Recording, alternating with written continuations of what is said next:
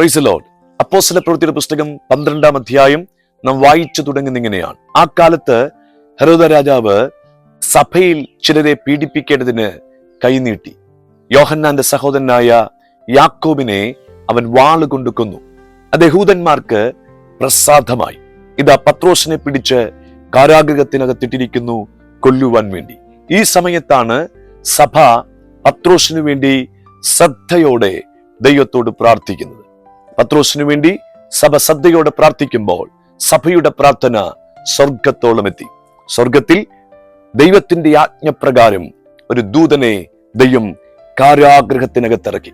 ഒന്നുകൂടെ വ്യക്തമാക്കി പറഞ്ഞാൽ, സഭ പ്രാർത്ഥിക്കുമ്പോൾ വിഷയം എവിടെയാണോ കെട്ടപ്പെട്ടിരിക്കുന്നേ അവിടേക്ക് ദൈവം തന്റെ ദൂതനെ ഇറക്കിയെങ്കിൽ, നിങ്ങൾ ഈ ദിവസങ്ങളിൽ പ്രാർത്ഥിക്കുന്ന വിഷയങ്ങൾ എത്ര അകലെയാണോ കെട്ടപ്പെട്ടിരിക്കുന്നേ അവിടേക്ക് ദൂതനെ ഇറക്കാൻ എന്റെ ദൈവത്തിന് കഴിയും. ഒന്നുകൂടെ ഞാൻ വ്യക്തമാക്കി പറഞ്ഞാൽ, ദൂതന് ദൂരം വിഷയമല്ല, ദൈവത്തിന് ദൂരം വിഷയമല്ല.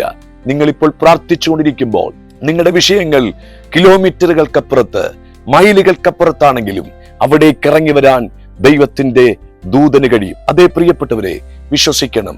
ഈ ദിവസങ്ങളിൽ നമ്മുടെ വിഷയങ്ങളുടെ മേൽ ദൈവത്തിന്റെ ഇടപെടലുകൾ, ദൈവത്തിന്റെ ദൂതന്മാരുടെ ഇടപെടലുകൾ സംഭവിക്കാൻ പോകുന്നു. ഈ വചനങ്ങളാൽ കർത്താവ് നമ്മെ സഹായിക്കട്ടെ. ആമേൻ, ആമേൻ.